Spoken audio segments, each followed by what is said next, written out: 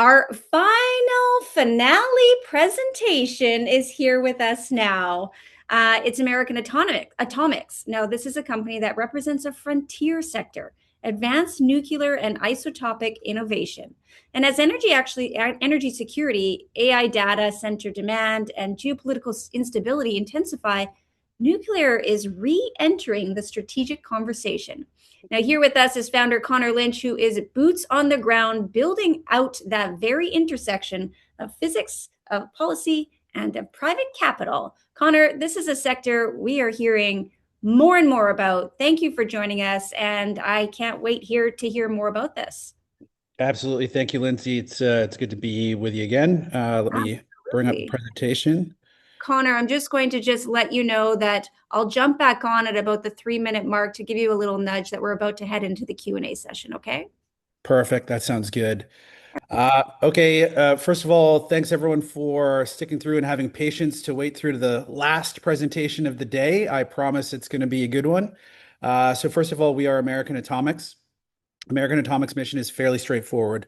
It's our goal to play a pivotal role in the rebuilding of an independent American nuclear fuel cycle. So what does that mean? Why is that a big deal? And why is it a intriguing proposition for investors? Let's dive in. The first thing we have to understand is the fuel problem itself. It stems from something that's been top of mind for every investor for the last several years now, which is artificial intelligence. The growth of AI and the data centers that drive AI is one of the most power intensive propositions that humanity has ever come up with. And the energy that's going to fuel that requires base load, which means not intermittent sources like solar or wind that can dip in the middle of a training session and cost and blow $1 billion model. So they need base supply where a constant amount of power is going to be there in large volumes, and they need much more of it over the coming years. It's going to be the single largest source of energy demand increases globally. It's part of the reason that electricity prices in the United States have gone up considerably over the last 2 years. And every major power in the world is looking to build out more data centers to power better AI models. And for that, they need energy. And for that energy, they need nuclear because it is the best single, relatively clean source of baseload in the world. Now, the nuclear revolution that's happening to accommodate that has a single major choke point, and that choke point is the fuel itself. So right now we have a problem globally and specifically in the United States where there are deficits at virtually every step of the fuel cycle, from the mining of uranium yellowcake ore itself, massive global deficit, to conversion, which is the step at which yellowcake is converted into hexafluoride gas, massive global deficit, to enrichment itself, where the hexafluoride gas is pumped into centrifuges and they separate out the 235, which is useful for a nuclear reaction, from uranium 238, which is so-called depleted uranium that is not useful for a nuclear reaction. At every one of those steps, there are deficiencies. And much of it has been plugged over the preceding 2 decades by uranium that came out of the weapons program, basically nuclear warheads that were broken apart, and the weapons grade uranium was mixed with regular uranium to create stuff that could go into reactors. But we're running out of that stock, and so there's a race on now to replenish. Not only replenish global supplies, but to build out the infrastructure that will be able to continue to supply our reactor fleet globally and specifically in the United States for years to come. The United States has the largest reactor fleet in the world at 94 light water reactors. And more importantly, it's the epicenter of innovation for small modular reactors, which are the smaller reactors that are designed to power everything from industrial parks to data centers themselves. The growth of those SMRs creates another problem, though. They use a different grade of enriched uranium versus the rest of the light water reactor fleet. The 94 light water reactors across the United States, they burn a reactor fuel called low enriched uranium that's enriched to 3 to 5% 235. The high assay low enriched category that goes into the SMRs is enriched to as high as 19.75%. And Currently, there's only one source of that commercial production in the world, and it's Russia. So if you're the United States and you have a strategic imperative to build out nuclear, you're not going to allow it to happen at the expense of having your total fuel supply come from a strategic adversary. So because of that, there is a massive push across the full fuel cycle in America, and we are playing a big part of in that. We think we can play a role in that in two specific ways. The first is on the exploration side, as I'll get into in a little bit. Many of the key people in our company have a background in mineral exploration and mining. And so it's our objective to take greenfield or brownfield projects with a small existing resource or perhaps no resource and prove them up into sizable resources. And then the other pillar of what we're working on is on the technology side, where we can identify early stage tech at, say, a technology readiness level of 2 or 3, where it has maybe a lab scale demonstration, and scale it to the point of a commercial pilot, at which point we would partner with larger firms to build actual industrial facilities. So that's the high level strategy. The market opportunity is absolutely massive. We're talking explosive growth in the demand for energy from data centers, from electrification, just across the board. You have massive fuel shortages. 32 million pounds of uranium were consumed in the United States in 2023. And even in recent years, as production has increased, we have not had a year over 1 million pounds of production of yellow cake in the United States in years. 81% of the enriched product comes from outside of the country. 20% of that comes from Russia. It's a major problem. And so the US government has a big push to supplement that and build up production in the United States. The specific areas where we think again that we can deliver value: mining, milling, and specifically the enrichment step. Our approach on the mining side is a hub and spoke model. There's a project that I'll be telling you about in just a moment called Lisbon Valley, and it represents the likely future hub of our approach to yellowcake production in the Colorado Plateau of the United States. The idea would be to build a centralized milling facility supported by a single large resource. And if you can do that, then there are satellite deposits all throughout the plateau that are not big enough necessarily to build their own mines or their own milling solutions.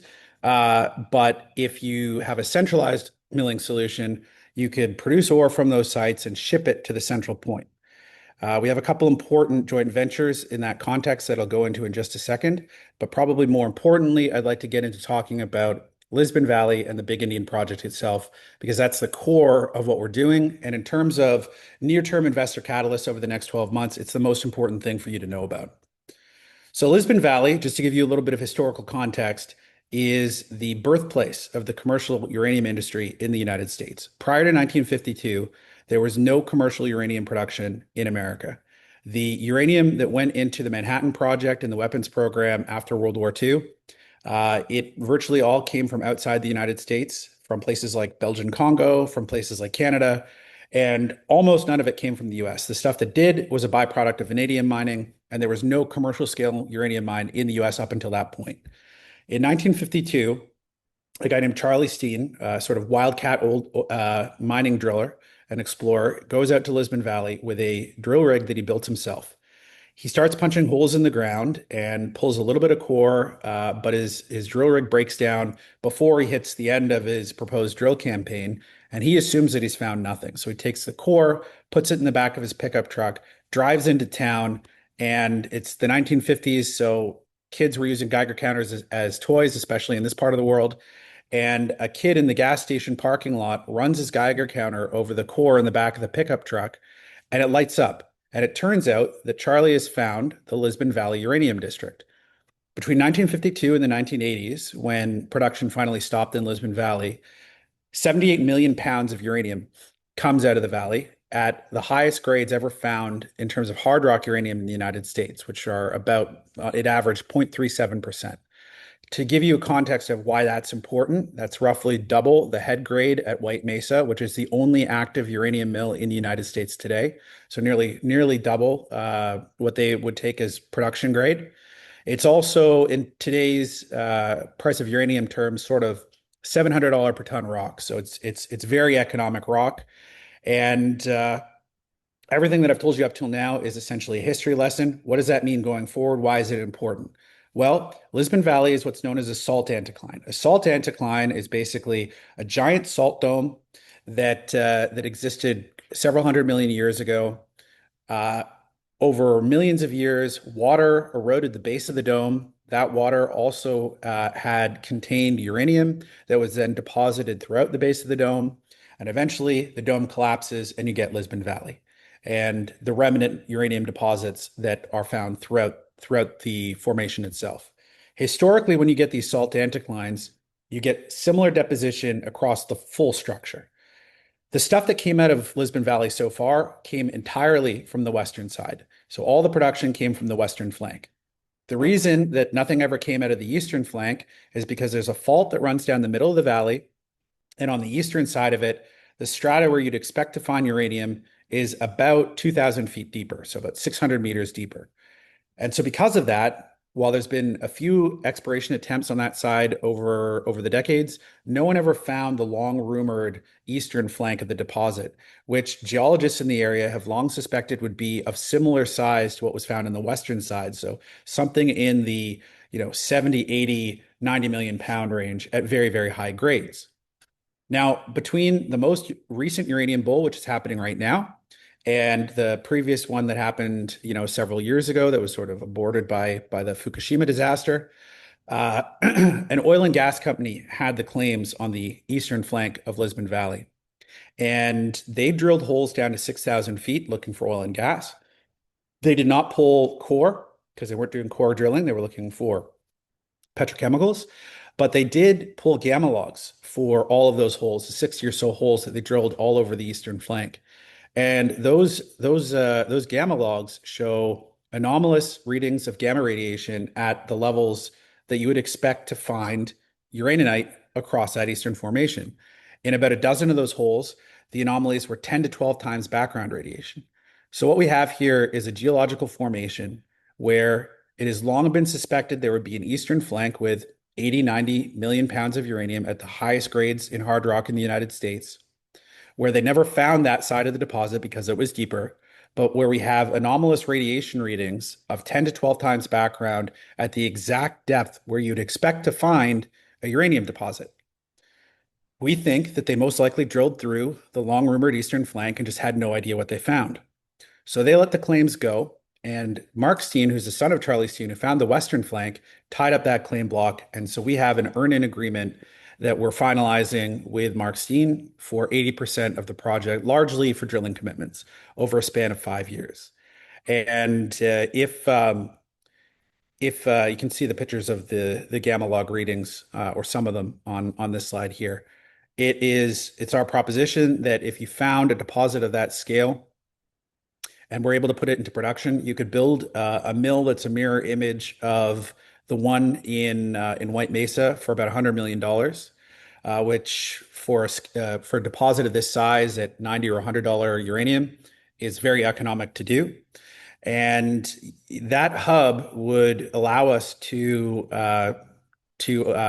service deposits all around the area that are within economic trucking distance.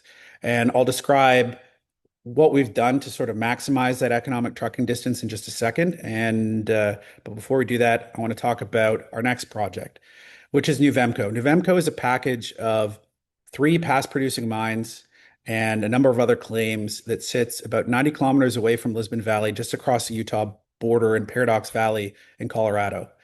It could be put into production. It's our estimation for about $1.8 million, or sorry, $1.3 million in 13 months. So existing mine adits, existing infrastructure there.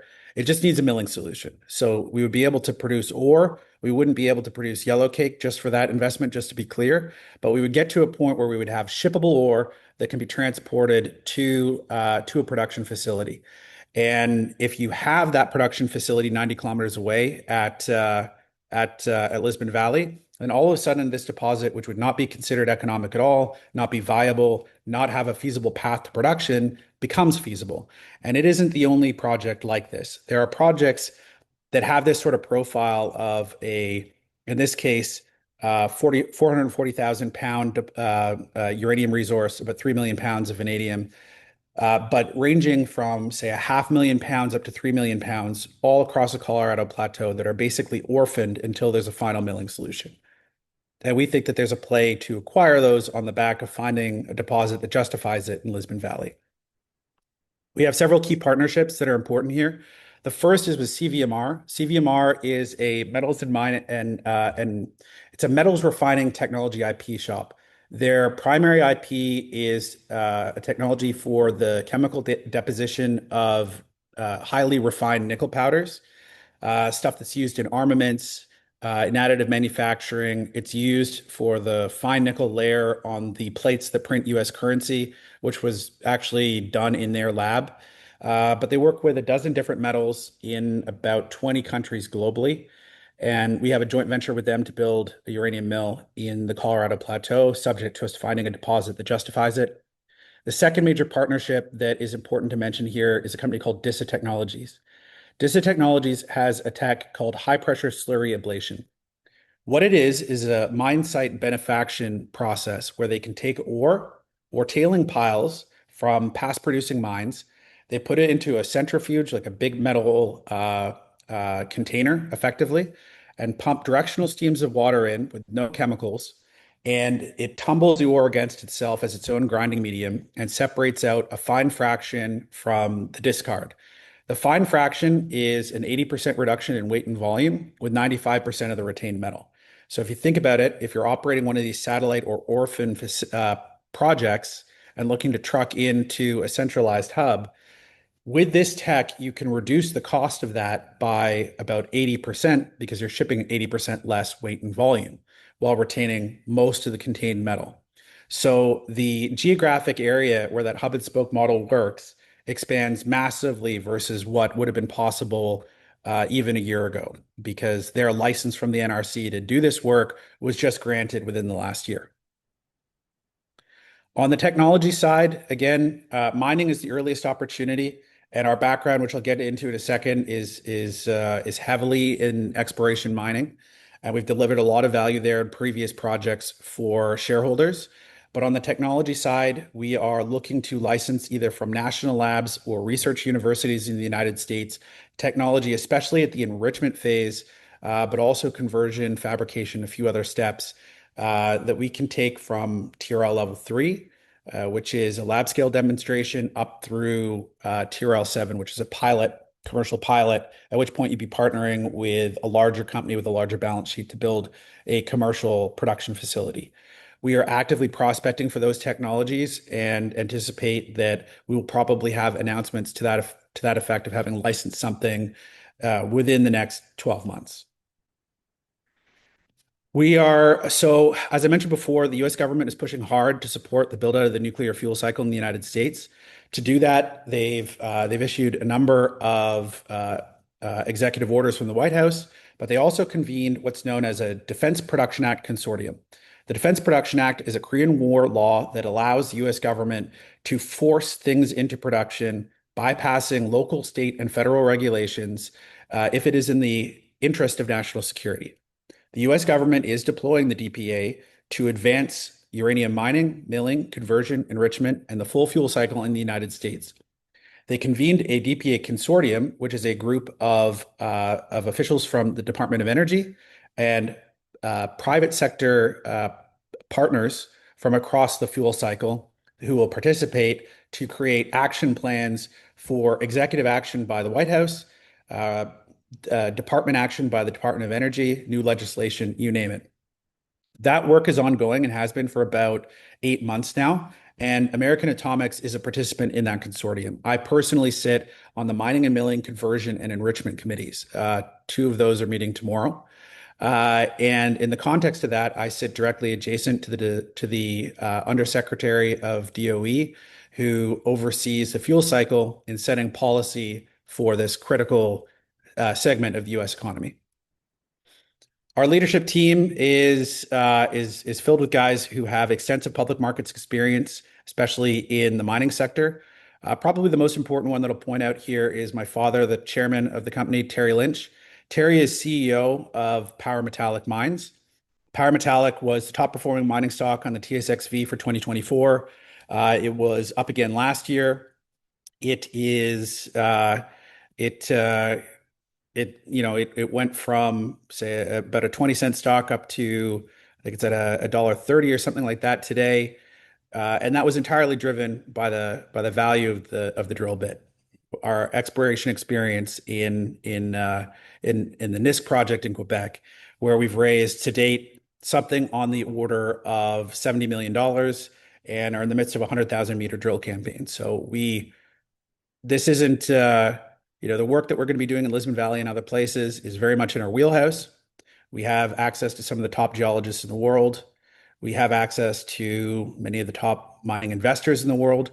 Robert Friedland and Rob McEwen both are investors in Power Metallic. And we feel like we have every skill set that we need to execute the campaigns we're proposing to do. Some of our key advisors include Adam Falkoff, who is our chief policy advisor in Washington, D.C. Adam, amongst other things, he is essentially the lead lobbyist for Amazon Web Services. So very plugged in the tech category, very plugged in Washington, and he helps get us in front of the decision makers there, helped in getting us onto the DPA consortium and so forth. Paul Salagi has 15 years of experience in the U.S. mining industry, specifically in the region that we're operating. Is invaluable, knows everybody there, knows how everything works on the ground. Dr. Eric Hunter has a strong background in uranium metallurgy and has been advising us on the tech side and with pathways into research universities for IP that we might license.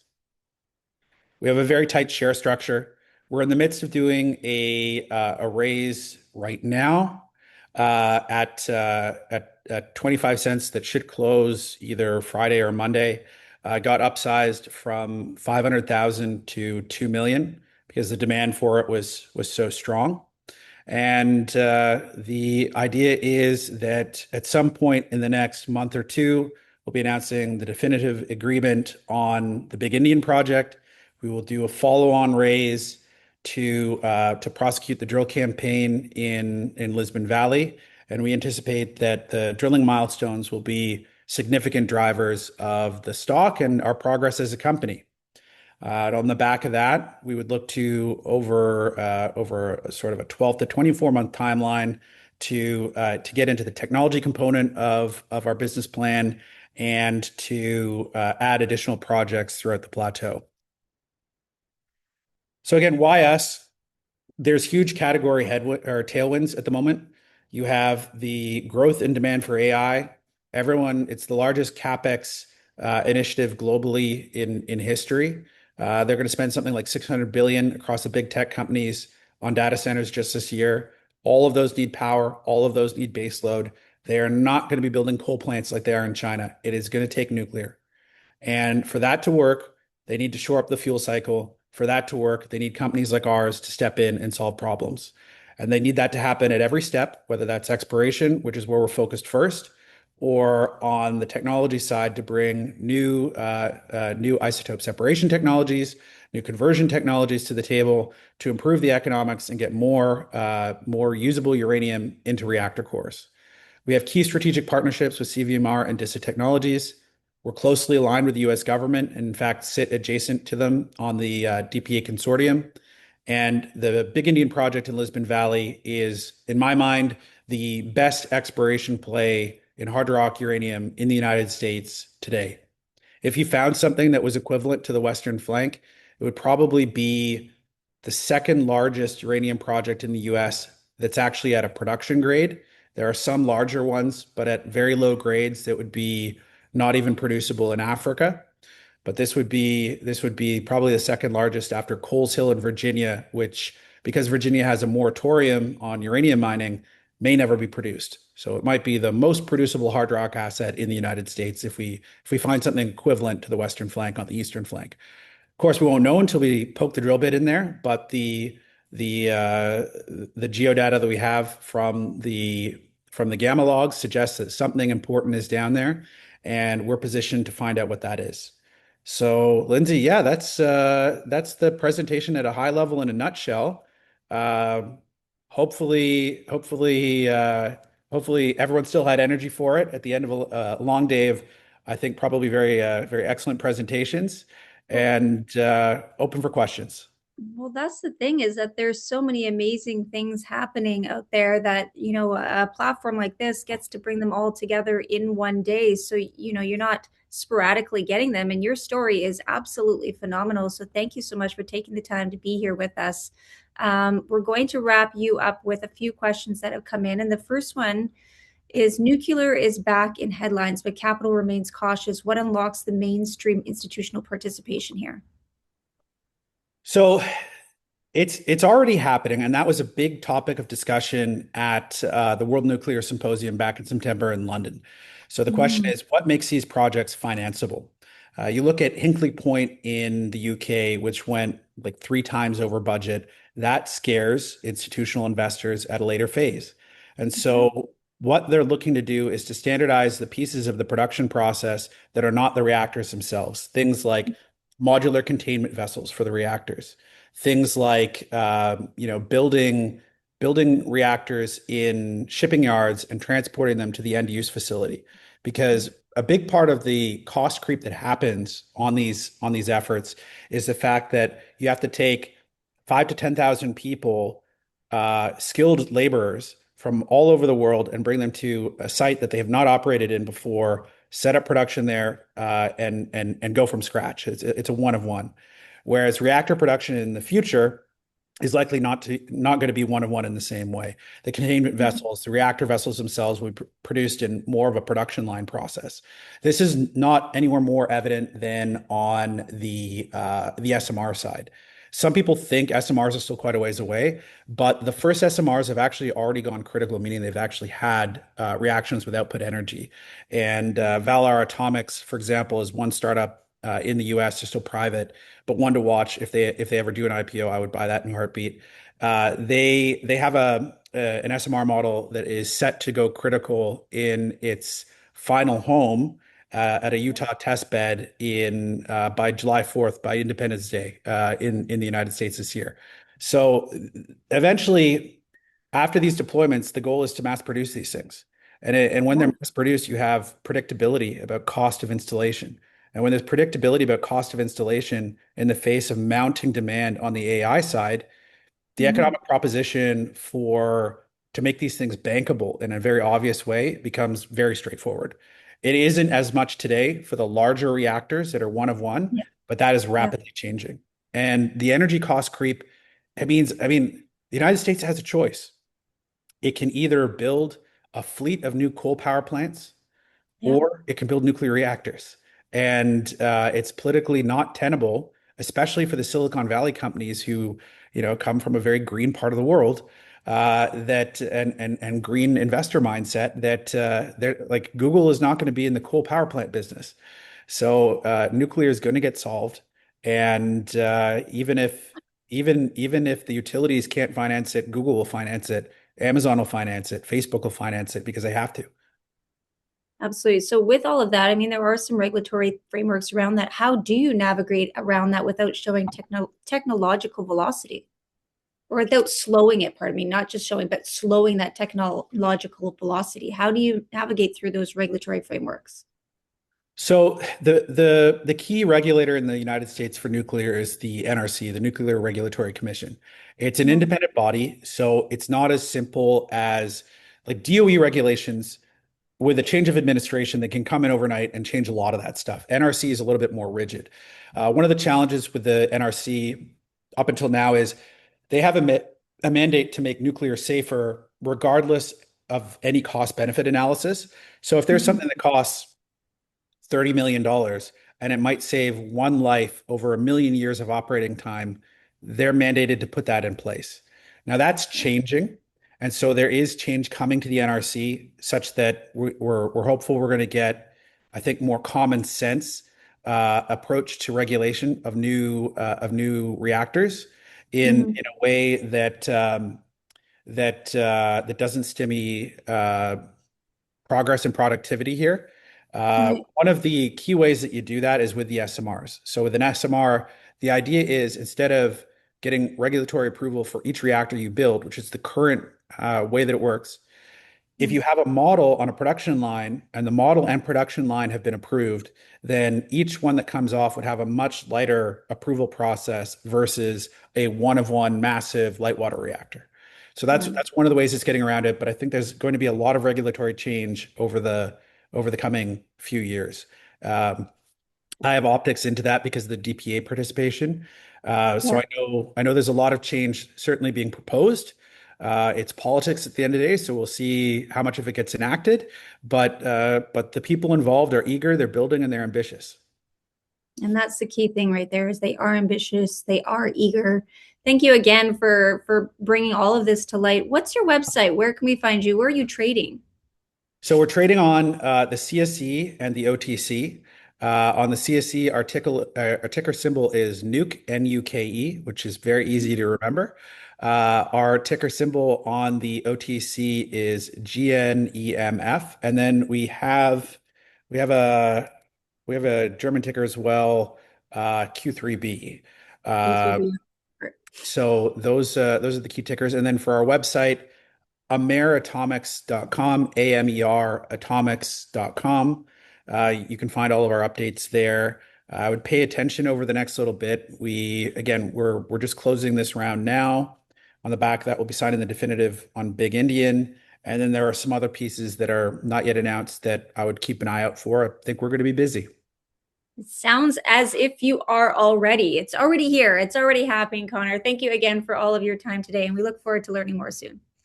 Absolutely. Thank you for having me. It was a pleasure.